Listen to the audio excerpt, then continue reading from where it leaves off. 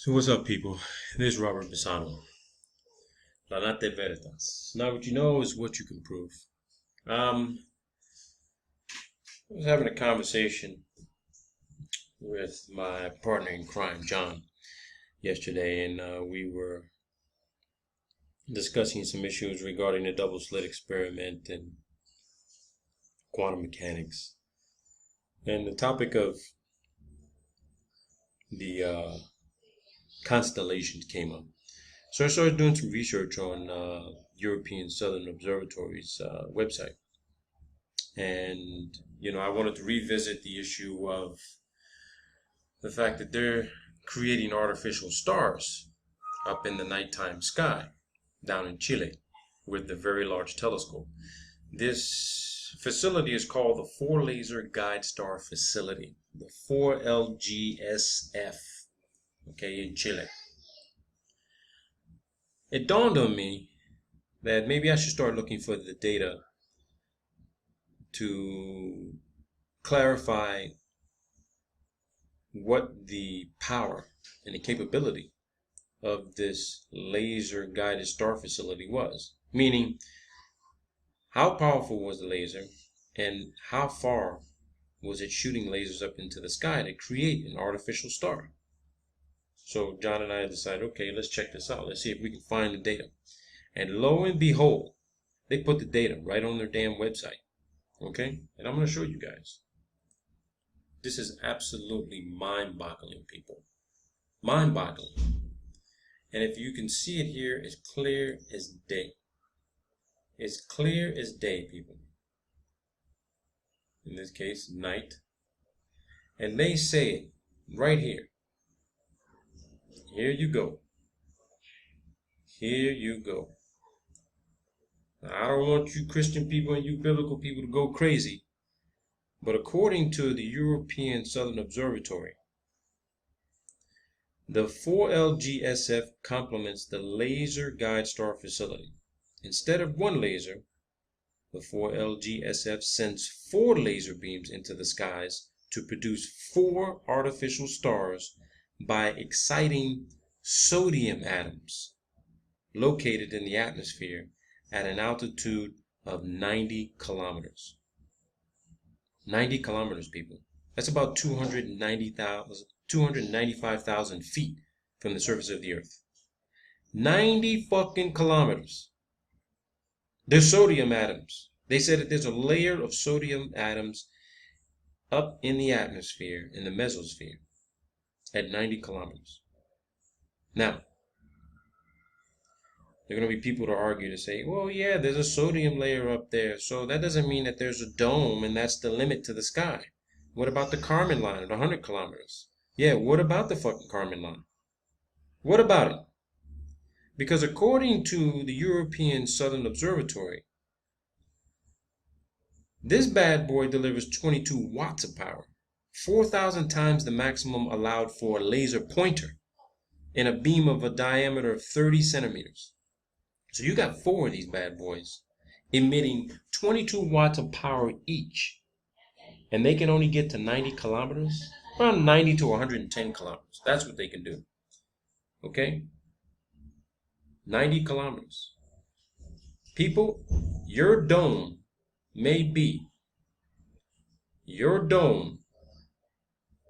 the covered limit to our ceiling may be between 90 and 110 kilometers above the Earth's atmosphere. That's what they're saying. Okay? They say the fluorescent light that is emitted by the sodium atoms and collected by the telescope has been affected by the atmosphere in the same way as the light emitted by real stars. So, the fluorescent light from the sodium atoms can be used by the adaptive optics system to measure and compensate for the distortions introduced by the atmosphere. Now, I'm not going to get into all this atmospheric science. It's something we're going to do for a later date, because we're going to keep addressing this shit, okay?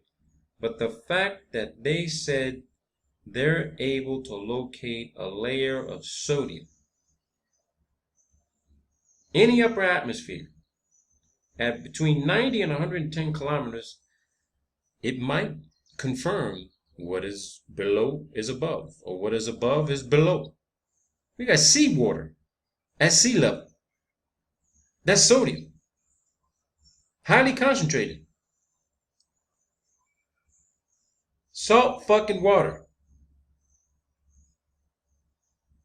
And you're telling me there's a layer of sodium above us? I gotta rethink everything now. I gotta rethink things regarding the fucking lunar wave. Meaning the moon is within our atmosphere and it's floating around up there in some sort of fluid, dynamic environment. If you throw in superfluid helium with that, I just don't know. This is real shit that we gotta start experimenting with. Real shit. Because sodium, if you bring it down to almost close to absolute zero, like with helium-4, it's going to freeze over. Could that explain how the ice is coming out of the fucking sky? That it's so cold up there that this shit just freezes over and drops out of the sky?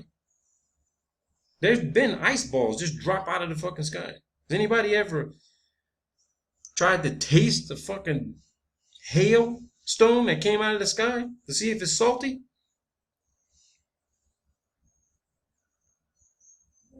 This shit is giving me some serious food for thought, people. Serious fucking food for thought. 90 fucking kilometers. 90 kilometers.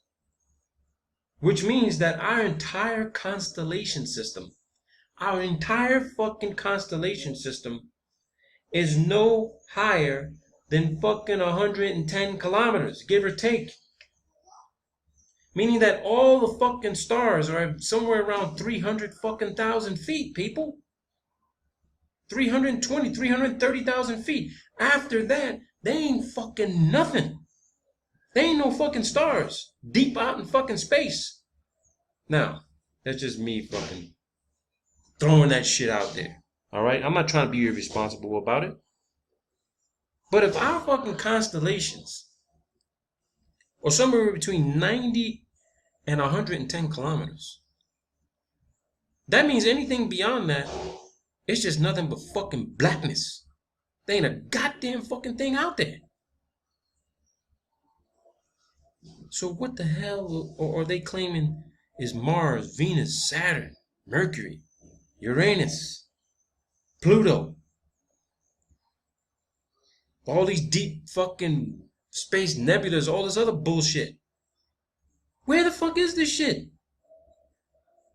Because according to ESO, our constellations are between 90 and 110 kilometers. And they're creating artificial fucking stars, 4 of them at one time. But wait until you see how this presentation progresses, okay? Just stand by.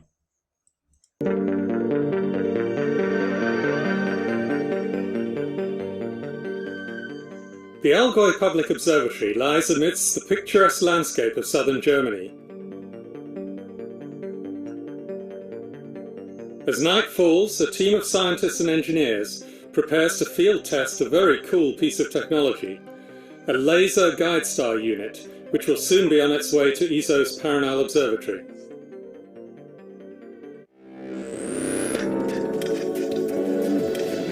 This is the ESOcast. Cutting-edge science and life behind the scenes at ESO, the European Southern Observatory, exploring the ultimate frontier with our host, Dr. J, aka Dr. Joe Liska. Hello and welcome to the ESOcast.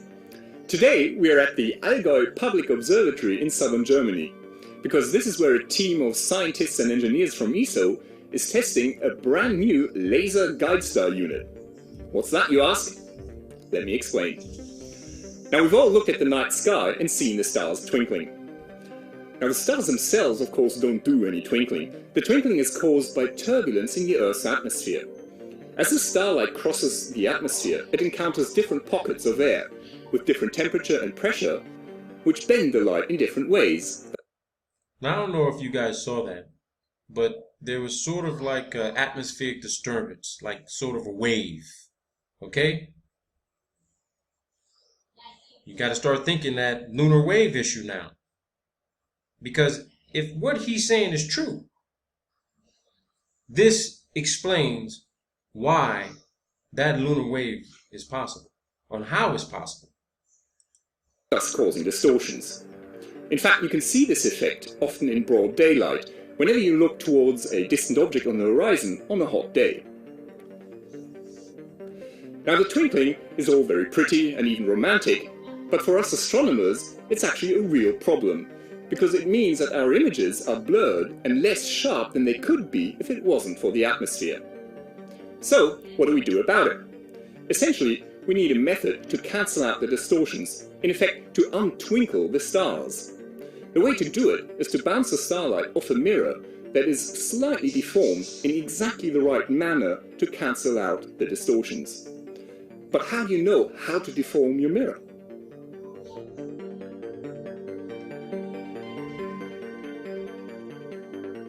As ESO's Very Large Telescope observes the sky, a specialized computer can pick a bright star and constantly monitor how it twinkles, deducing the atmospheric conditions above the telescope many hundreds of times a second. The computer then sends commands to a series of devices attached to a mirror in the telescope, bending and flexing it precisely in time with the atmospheric turbulence, cancelling out the distortion in the images. So for this correction process to work, you need a really bright star in the field of view of your telescope. But bright stars are very few and far between. And remember that the VLT was designed to image only a very small part of the sky at any given time. So for most observations, there just won't be a bright star in the field of view of the VLT. So what do we do now? Well, we make our own. 90 kilometers above our heads, in the upper atmosphere, is a relatively thin layer of sodium. If you fire a powerful laser beam into the sky, you can make these sodium atoms glow, thereby effectively creating an artificial star for the computer to lock onto. Did he just say make sharper images even better than Hubble? Yes, he did. He says that a ground telescope can produce sharper images better than Hubble, which is supposed to not be in atmosphere at all. Okay? It's supposed to have a clearer view of the nighttime sky than anything on the ground at 330 plus miles. That's what he said. So anybody want to still question if fucking Hubble is really where it's supposed to be? I think it's in the fucking ocean. Exactly what I said to the deputy program manager. And now, when they're talking about there's this thin layer of sodium up in the atmosphere, and they shoot a laser at it to make it glow. Oh my God, man. This is just getting good. This is getting too good now. We're starting to put all this shit together now. Now this shit is starting to come together. Let's keep listening. The existing system has limitations. It can only create one artificial star at once, meaning it can only correct the telescope's vision for a small part of the sky at any one time. It's also very bulky. The equipment has to be kept in a separate laboratory, and the laser beam fed along an optical fibre to the telescope.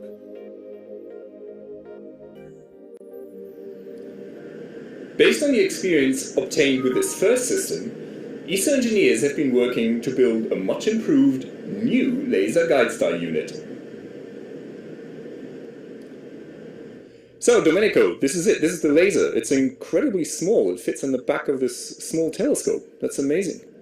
Yeah, so this is what we've been working in the R&D for the past 5 years to make a 20-watt laser, very compact and lightweight, that it can be mounted directly on the back of the telescope. So we had to develop fiber lasers first and then develop this kind of laser heads. So you've just said it. It's a... And I've got this guy's cell phone number and his work phone number and his email address, and I will be calling him and emailing him this week to have a live interview with him to discuss what he created and what the potential maximum capability of that laser may be. I've got a lot of questions to ask this guy, Domenico. 20-watt laser, that's quite a bit of power, isn't it? Yeah, this is the power we'll need actually for the next generation laser guide star systems. And right now, for example, in Paranal, we have about 5 watt in the sky. So this is quite a jump in power. is the laser beam that comes out at the end of this telescope, is it dangerous? What happens if I put my hand into it? If you put your hand, you'll feel warm, but you don't have to look into the beam. Okay, so it won't burn my hand, but what about airplanes? Is it dangerous for them? It's not dangerous for the equipment, so for the airplane. It's dangerous for the eyes of the passengers. And this laser is above the maximum permitted exposure, so we have to avoid that planes cross the beam. In fact, here where we are now, we have obtained a no-fly zone for above us, so we don't have a risk to hit a plane. The new device is more reliable, easier to maintain, and much smaller. In fact, as we've just seen, the whole unit fits into one small package, which is easy to mount on a launch telescope. Because it's so much smaller, up to 4 of these lasers can be installed on a single telescope, correcting the VLT's image over a much wider field of view. So what's happening here in Germany is that our team is testing the new prototype to make sure that it works perfectly before it gets shipped to Paranal. The facilities here at the Allgäu Public Observatory are perfect for this, and what's more, they're only a short drive from ESO headquarters. Laser guide stars like this will be crucial for the forthcoming European Extremely Large Telescope, which will use adaptive optics routinely. The telescope will be many times the size of today's biggest telescopes, which should mean much sharper image quality. But this great image quality will depend on how well the adaptive optics and the laser guide stars work. Pioneering new technologies like these will make a big difference to the world's most advanced observatories of the future, especially the EELT. This is Dr. J, signing off for the ESOcast. Join me again next time for another cosmic adventure.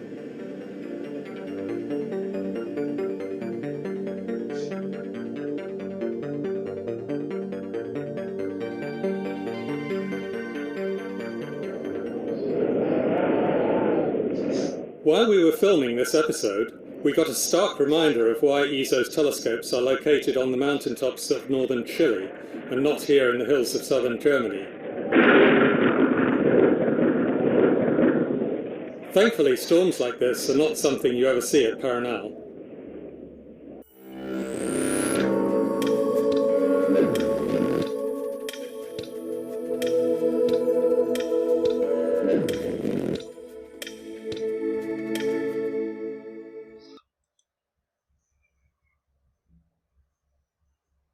So, when we look at this thing, you got to start asking yourself some questions. They can put 4 of these lasers on one telescope. The Paranal Observatory in Chile has 4 of these large bad boys. So that means they can create 4 stars from one telescope, 16 stars from 4 telescopes. Okay? Artificial stars. The artificial stars they're creating is they shoot these lasers at the sodium atoms up in the sky at 90 to 110 kilometers. Make them glow. Make them glow. So that they can get a fix on some other star they want to look at. But that other star can't be beyond 90 or 110 kilometers.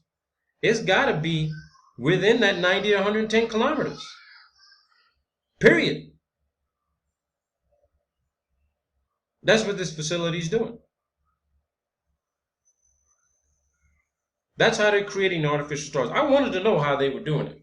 And I wanted to know what the capacity and capability of this telescope was, this laser guide star facility. And they're shooting these lasers up in the sky at 90 to 110 kilometers. That's where your constellations are. Now, here's what I want to do. I'm showing you photos right now of the Egyptian pyramids, on how the light was able to travel inside these pyramids. Look at the cosmic particle detectors.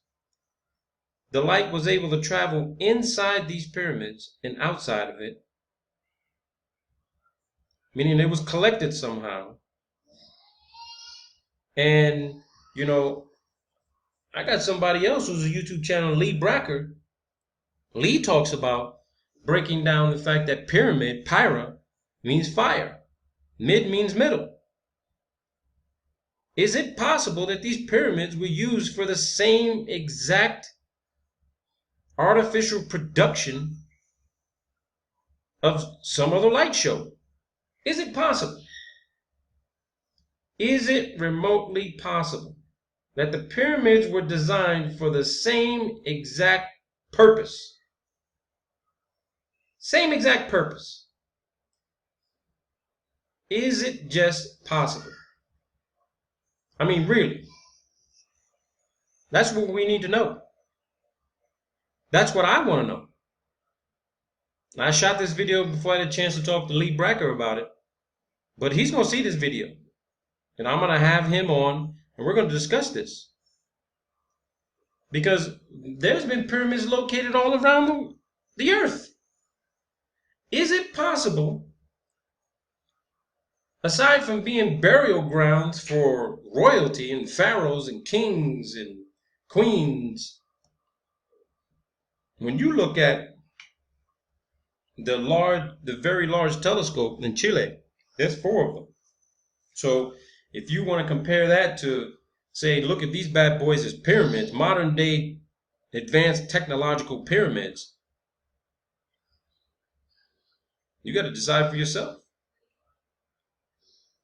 Because when you look at the pyramids of Giza and the pyramids in Maya and wherever else they're finding these pyramids, is it possible they were lined up with these fixed constellations in the sky? They were tracking these, like you see this picture, Sirius, Orion, Draco, Ursa Minor, Ursa Major, Orion. Is it possible that the pyramids were designed for the engineering of what we see today? Could Egypt be the answer? Is Egypt the answer to how all of this shit was created? How it was all engineered? Is what we see fucking real? Was it created by some creator? Should the Bible be looked at as a religious book from now on, or a science book on how everything is designed? Because according to the European Southern Observatory, there's a thin layer of fucking sodium at 90 to 110 kilometers. And they're shooting lasers up there, making these atoms glow to look like artificial stars. So that you have to ask yourself, what the hell are the stars made of? Because if you can shoot this 20-watt laser, could that mean that there may be, say, a constant generation of some sort of power, electromagnetism, electricity, like Tesla says, up in our upper atmosphere, right? The electromagnetic field, which is creating what we see up in the sky from ground level. Because once you get up above a specific altitude, you don't see shit in the sky. There ain't no stars. There ain't no stars. Everything is between 90 and 110 kilometers. There ain't nothing else. There can't be. Period.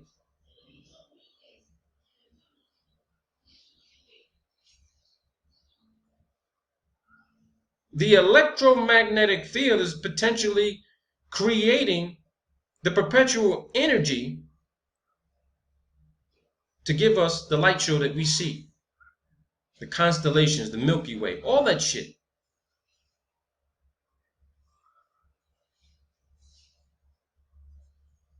European Southern Observatory provided the answer to this shit, man. For me, it did. But I want you everyone to comment. Give me your input. Give me some science feedback. Don't just say, oh, completely dispense with it because you don't want to believe it. You saw it for yourself. So the next thing I want to show you guys is, this is a virtual physics experiment on bending light. Okay? Bending light. I use this for class. So as you can see here, you've got a ray, I can choose a ray or a wave. All right? So when you look at this tool, right, the material is air. All right? So if I've got, let me bring out the protractor, right? This is sea level. Level meaning fucking flat. All right? And the material you got is water. So say this is the sun, right? Say this is sun. And then you put this bad boy, let's see, that's 40 degrees right there. Let's say 45 degrees. Say the sun is shining down on the earth at 45 degrees, right?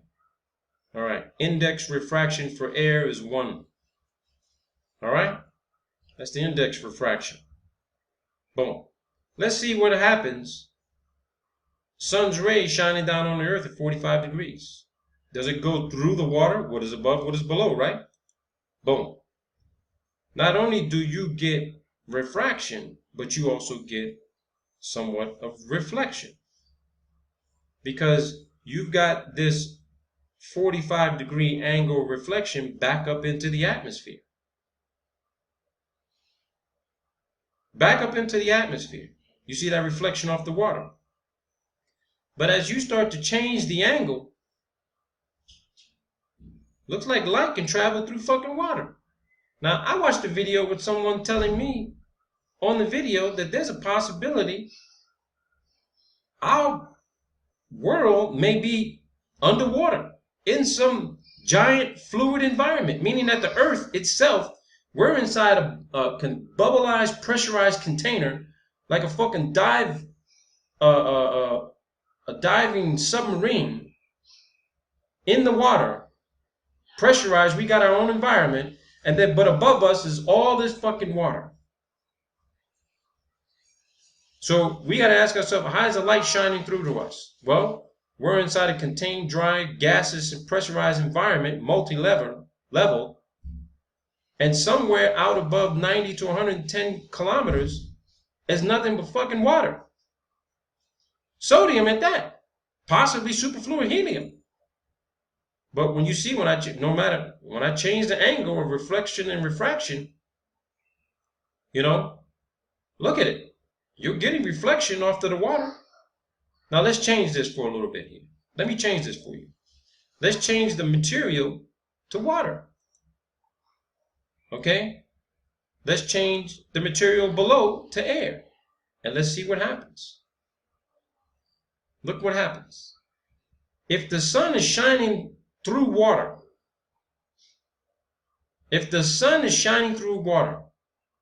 right? We got water above, we got air below.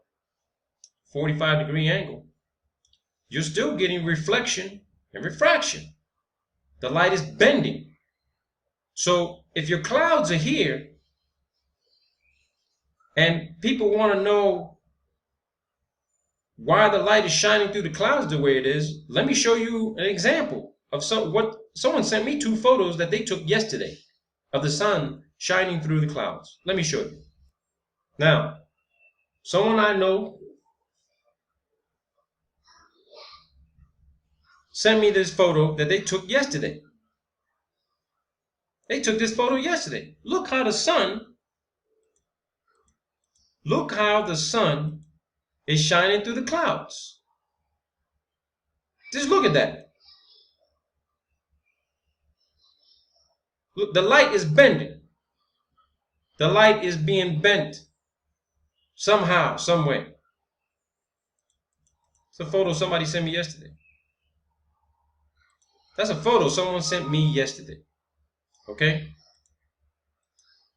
It goes the same photo. Just different angle. Look at the way the sun's shining through. You telling me that's a sun that's 93 million miles away? No, not fucking possible. Not like this. Not like this. Not based on this experiment. And this is just a virtual experiment, of course. But this is what's fucking happening. The sun at 45 degrees, shining through a sodium layer upper atmosphere at 90 to 110 kilometers, reflecting and refracting, bending the light. I changed the upper material to water, the lower material to air. To air. Now let's go with a wave. Let's see what a wave does. There you go. That's what happens in water. The wave is you have wave interference. Let's change the air, the material above to air. Let's change the material below to water. Look what you got. This is what you got right here. So rather it be a concentrated ray of light, particle, or wave, you get the same fucking result, people. Same result. Same fucking result. Now let's just say for argument's sake, okay? Let's say the bottom material instead of water is glass. Same deal. Same deal. Okay? Let's go back to water. But let's just say the upper, what we're going through is glass. You still have partial reflection and refraction, bending of the light. I don't know what to tell you. I definitely have to look over this shit a little bit more. But here goes some interesting things. Okay? Let's do this. Let's add prisms. Okay? Let's add a prism. So what we're going to do is this. We're going to rotate this. And let's add a prism. We're going to do this experiment with John and these guys too, right? So here you go. So what do we got? The objects we want to go through air, right? We want to go through air. We want reflections, refractions. Let's go with a protractor, okay? Now let's bring that point. We want this at what? We want this at 45. Do we want this at 45 degrees? Yeah, let's do this at 45.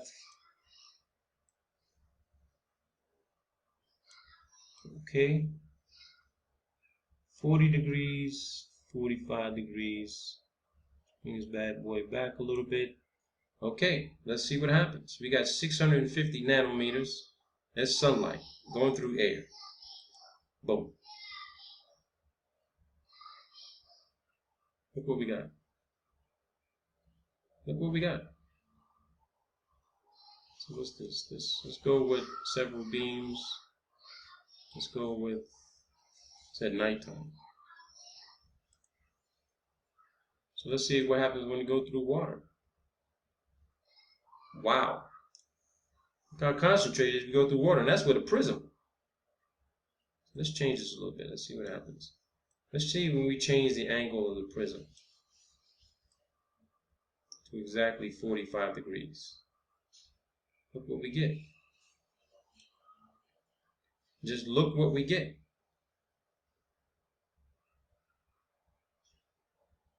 Bending of the light. Yeah, we gotta really experiment with this. Custom objects. Let me see what happens when we go. The environment is water, but let's just say we switch it back to air. But the objects of refraction. Look at this. 45-degree angle shooting straight down. So if whatever environment you have in your atmosphere, the sun literally could reflect the light back on, refract the light. The refraction is refracted back in almost in the opposite direction. Let me see what happens if you keep changing that. Holy shit. Okay. Let's go with a different surface here. Let's see what happens here. Let's remove this. How do I remove this? Okay, remove that out of the way. We're still at 45 degrees. So let's just say this is your flat plane surface. right? This is your flat plane surface right here. This is your Earth. Okay? So again, we're going through air. Let's switch the environment where this goes through with water. Look at that. Reflection and refraction on a flat plane surface going through water. This is what's happening right here. Your environment is water. The object of refraction is air, gas. There's your experiment right there. I don't know what else to tell you, people. This shit is getting interesting. Very interesting. I'm going to do a series of videos to keep experimenting with this. This was just something that I found today, and I got the tools necessary. Now, let's see here. We got all kinds of things. We're going to play with this when I do the other video with John and one of our other guests, okay?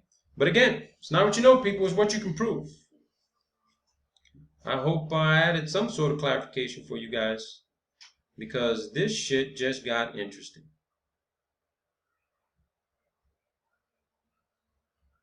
Lasers